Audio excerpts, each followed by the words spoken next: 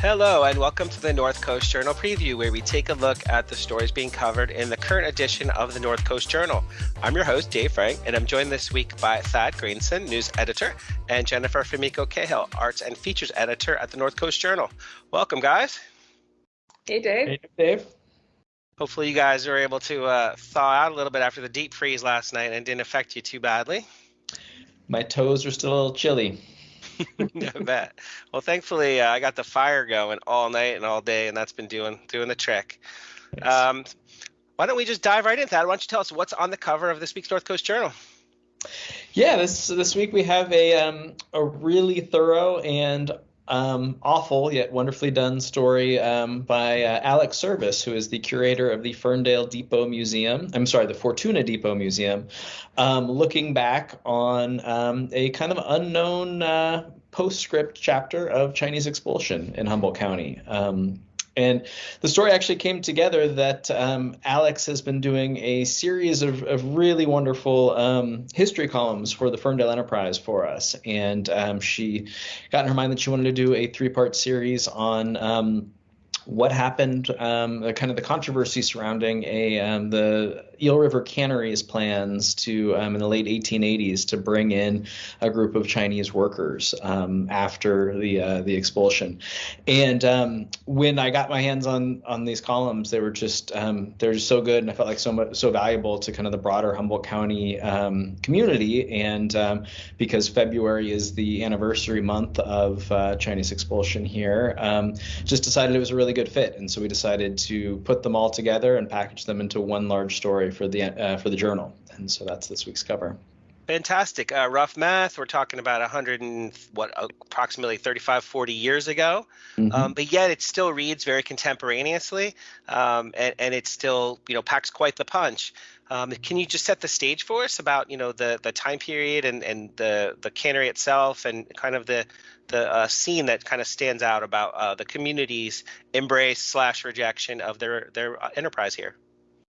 Yeah, so the time period is this was, immediately following the larger expulsion that started in Eureka and then extended out to all of Humboldt County of Chinese residents. And kind of the larger context of that was really throughout the Western United States, but the United States as a whole. There had been a number of economic depressions and downturns, and Chinese residents or Asian residents as a whole had really been kind of scapegoated for those. For a lot of, honestly, there's a lot of parallels to some of the conversations regarding immigration today.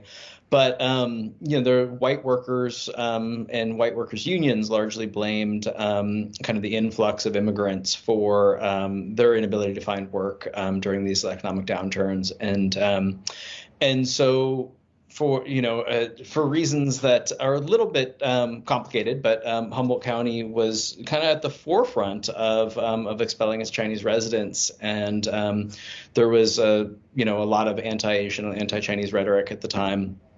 And so Alex's story, really hones in on this cannery, and it's was located toward the mouth of the Eel River, and the canneries at the time were not just businesses that employed a few people, but were huge economic drivers. And the salmon fishing industry here was a primary industry, was hugely lucrative, and a whole assortment of fishermen depended on canneries to kind of buy their product, because as we know, fish spoils quickly. And this wasn't a time when it was easy to, pack your fish in dry ice and ship it, next day air down to San Francisco. So they really had two options: either canning their fish or salting it and curing it to send out, which was devalued the product. And so the Eel River Cannery was operated by a company out of San Francisco, and it would open up for just a handful of months, I think just 3 months a year, to kind of deal with the massive influx of harvested salmon from the rivers here, and then ship it to market in San Francisco and elsewhere. And the cannery operated kind of with a specialized crew that were all Chinese immigrants who were based in San Francisco. And the company would transport them up here. It was about 40 workers, and they would work the season living in barracks near the cannery and then return to San Francisco when the season was over. And kind of while this had been customary for I don't know how long, but quite a while, it all of a sudden became hugely controversial post-expulsion when all of not just residents of Ferndale, but residents around Humboldt County grew, incredibly concerned at the prospect of these 40 cannery workers showing up here to really keep an industry viable. Couple, there's a tremendous amount of nuance in here and subtlety, and it's really worth a read, in part because there's some back and forth between various newspaper editors kind of setting the tone for the community conversation. But I guess one thing I was hoping you could comment on a little bit is how the driving voice apparently was coming from Eureka, because it's the county seat, and how there was a group of 15 people who were referred to as kind of also making, I don't know if they were making decisions on behalf of the community or just they tried to make those decisions, but they were kind of leading this. Can you tell us a little bit about that back and forth between the Eureka voices and in response to the Ferndale decision in the community to try to reject the expulsion? Yeah, I mean, there's so many threads here that resonate today, and one of them seems to be, the small city of Ferndale not wanting outsiders to tell it what to do, and so there's this kind of casting as these, kind of big city interests, the Eureka 15 or whatever, trying to kind of lay policy for the entirety of the county. Which is interesting.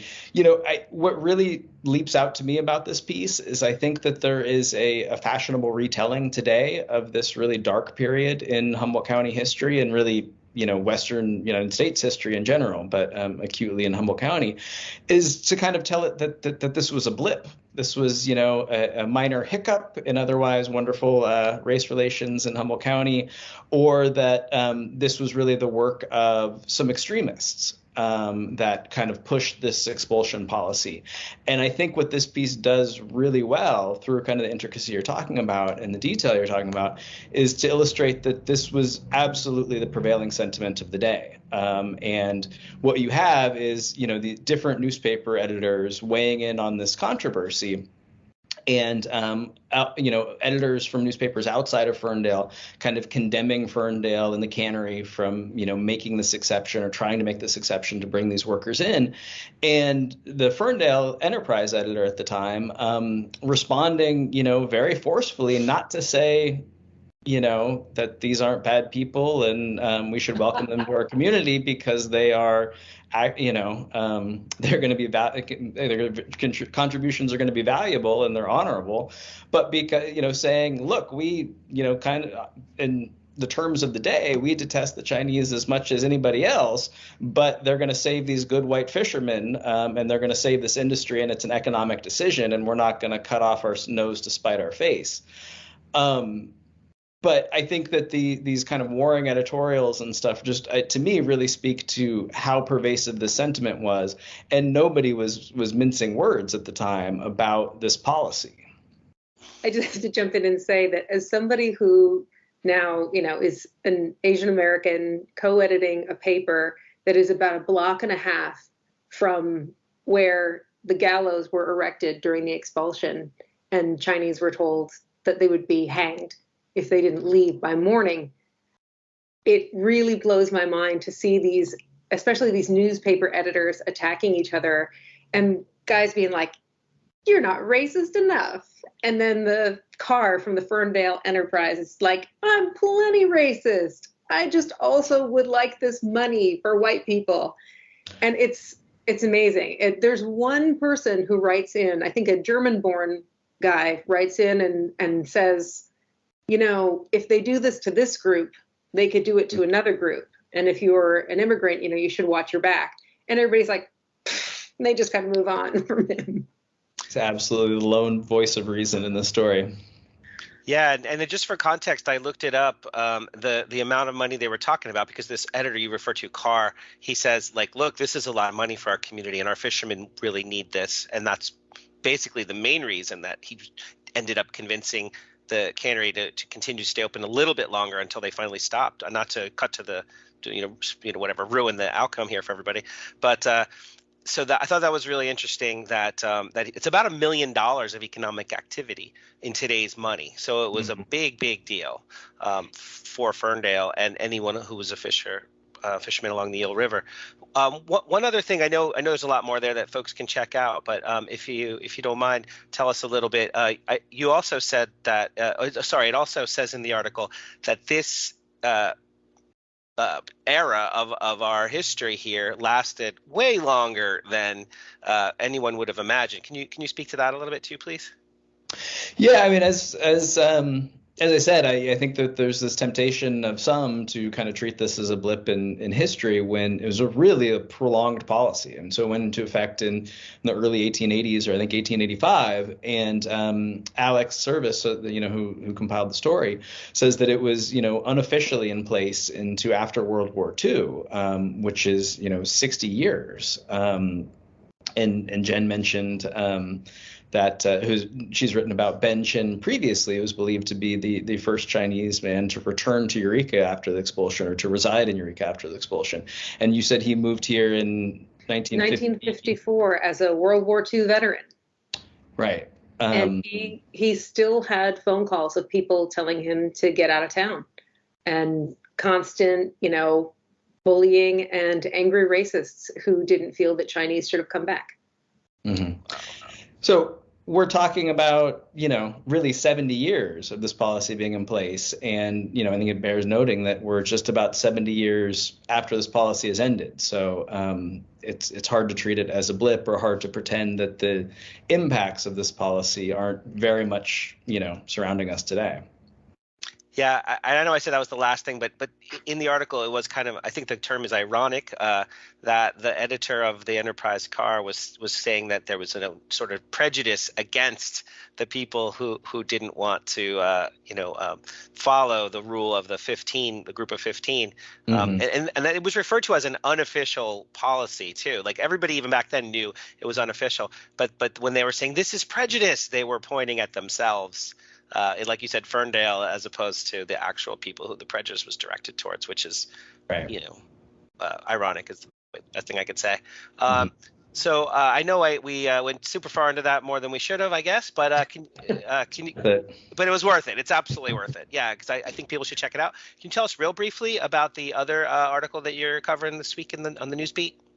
Yeah, we also have a story by digital editor Kim Weir about the housing drama at Cal Poly Humboldt that kind of erupted into public view, I think late last week, when Cal Poly informed returning students that previously there had been a policy that kind of any returning student who wanted to could and was able to pay for it could receive on-campus housing, that policy is coming to an end. And there's going to be just a very small number, I think 600 is the revised number of beds reserved for returning students. And all of the rest of on-campus housing is going to be saved for incoming freshmen and transfer students, kind of in the face of this enrollment boom that Cal Poly Humboldt is anticipating, based on the number of applications and admittances that it's had this year with the new polytechnic designation. And so Kim Weir's article is called "Growing Pains" is the title, and certainly it is. Can you real briefly, the university itself, to a certain extent, was saying, hey, we're doing the best we can do, but there are students who are saying this is kind of messed up. Any summary thoughts on what might be in there, the takeaways? Yeah, so there's a lot in the story. I encourage folks to read it, and it's certainly a developing story, so to stay tuned. I think that the title really speaks to it. I mean, this was not a not necessarily a surprise. It's a little bit of a surprise that it hit so soon, but with Cal Poly Humboldt, anticipating a doubling of enrollment in the next handful of years, in what is already a community with a really tight housing market, it's absolutely predictable that this was going to become an issue. Cal Poly President Tom Jackson Jr. has kind of repeatedly said housing is going to be a big challenge. So to me, kind of the most interesting parts of it is kind of what the university is trying to do in the immediate term to meet demand and not have homeless students. So for instance, they're renting out the entirety of 3 Valley West hotels, which is going to kind of be repurposed for the year for student housing, which I don't know, it's definitely not the typical freshman year dorm experience to be living in a repurposed Motel 6, but that's going to be the experience some folks have here. There's more extreme kind of proposals, including bringing in like a massive barge to dock in Humboldt Bay that would then would house hundreds of students. So again, very much a developing story, but the town gown divide is never as far as people might think, and what happens on campus, very quickly trickles off campus. And so housing is going to continue to be an issue for the foreseeable future. Thanks, Todd. Yeah, the article says the next couple of years till they can try to get ahead of this, but I'm sure you guys will continue to follow the development. So thank you very much. Definitely. How about you, Jen? What is going on the arts and features beat this week? Pizza Day. Pizza is right going. On. Yes. We have a couple of really cool things going on in the back of the book, including, by the way, I just want to plug Colin Yo's set list this week has, among many great shows for music lovers, I just want to point out for all my fellow weirdos, now's a good time to maybe hit the paranormal open mic night that's listed in there. I've had a lot of UFO activity lately. Maybe it's time. And also we have a really great 3-show kind of review discussion of 3 shows going on simultaneously that are kind of connected thematically at the Morris Graves. And L.L. Kessner takes a really great look at that. So you might want to peruse the Art Beat this week. But mainly pizza. So I went to try a new, and when I say new, I mean a month and change old, pizza place that has been popping up at the Arcata Farmers Market and at Old Growth Cellars in Eureka. And you'll probably see it showing up at more of the kind of, open market stuff as it happens, whether it's the farmers markets, Friday night markets, that kind of thing. They're going to try and appear more. It is Cam's Pizza, and it is a mobile pizza thing. And I mean, okay, I've seen the Pizza Gago thing is impressive, right? It's there's fire, there's a big oven traveling. The Cam's Pizza setup is totally different. It's a big box with 4 drawers, right? Kind of like, when you see stacked pizza ovens. Yeah. If you ever go in Trinidad, the Hetty's Pizza and Pints, they have the cutest little oven. You should peek in the back and see it. It's so tiny. It would be like stealing a TV, really. Anyway, this thing is 4 drawers, but it is not actually a mobile oven. Lexi Prince and Cameron Calder, the owners of the business, went and got themselves an old pizza oven, not old, but, secondhand, repainted it, fixed it up, and added feet to it. Put this sucker on wheels and brought a mount that they could set it up. And it is not necessarily mobile friendly because it's 750 pounds and they have to haul it to and from every time. But I got to say, it makes really good pizza. Nice. And he comes from a pizza family. I asked how he got into it, and Lexi joked on the phone. She was like, well, pizza was like his first meal. And it turns out that he comes from a pizza family. If you are a person from Stockton, hey, Stockton, you may have had David's Pizza. His dad is David, and his uncle's got a pizza place, and his brother in Nevada has a pizza place. The whole family's got 5 or 6 pizza places all together. But this is the only one in the family that is on wheels, at least the wheels that are currently working. They have a broken wheel and one of the feet broke off their oven. They got to fix it. But I went and talked to them about the business, talked to them about how they got started. And it's kind of fun. They just, he's looked at other things. And, at one point he told me, I went to, HSU for finance, and he studied all this stuff and thought, what could I do with my life? But then it came back. He's like, yeah, I grew up in pizza. Pizza's what I know. I'm going to do pizza. And it's a really good pizza. It's got a chewy kind of pull to it a little bit. It's got a crisp bottom. It's a little thicker than a New York slice, but it's not a thick pizza. The end crust has a lot of big bubbly pockets, big air pockets in it, which are very nice and steamy inside. And then they've got a dusting of semolina. And the part that I really love about it is the pebbliness of the crust. When you touch like a really good, like a New York bagel or like a slice of New York pizza, there are these tiny little bubbles along the skin of the crust. Totally. And that crunch and chewiness combination is just lovely. They make a really solid margarita. The pepperoni is very good, but they do all kinds of schmancy California things. He explained to me that they are a California pizza situation. They are not interested in trying to do it like the old country, nor are they interested in trying to replicate your trip to Brooklyn. They want to make a California pizza, and that includes a side of homemade ranch. Oh. Which I recommend to you, if only to do shots, because when someone makes homemade ranch, it's very good. No shame in enjoying some Cisco ranch at a diner and what have you, but homemade ranch is special.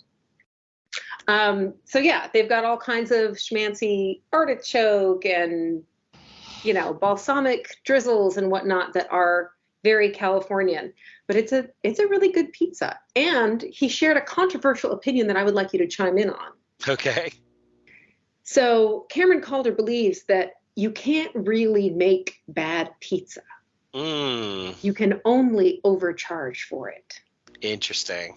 That even on its worst day, its worst iteration, pizza's still pretty good.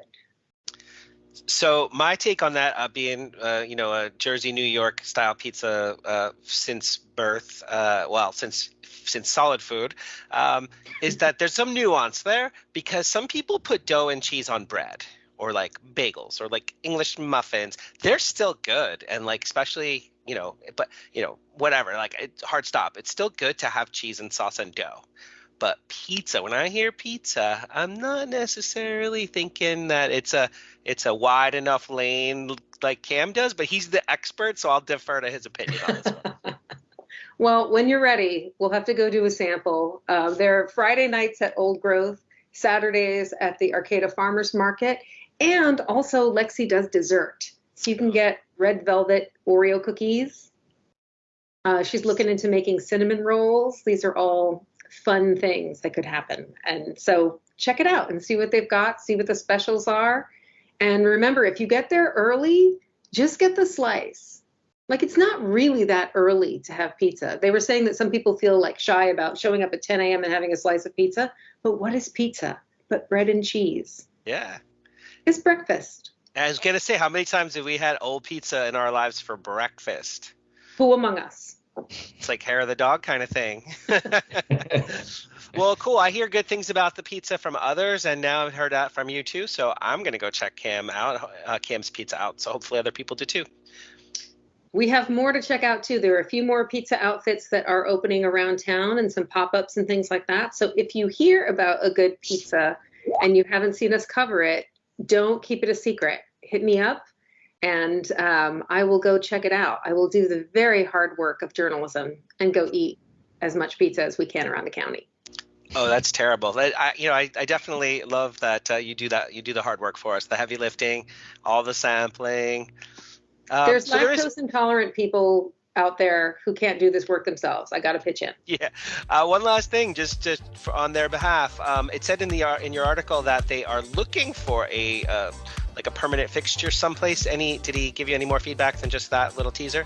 They're just poking around. That's their ultimate goal, and we'll see what happens with it. Right on. In the meantime, go check out their pop-ups. Perfect. Well, awesome, Jen. I think that's about all the time we have. So thank you so much. And thank you, Thad. Thank you, Dave. North Coast Journal is available on newsstands now. Pick one up, stay informed, and also available online 24/7, so you can check them out anytime. Until next time, Thad, Jen, we thank you, and everyone out there for listening, thank you too. Talk to you again next week. Take care, guys. Bye-bye.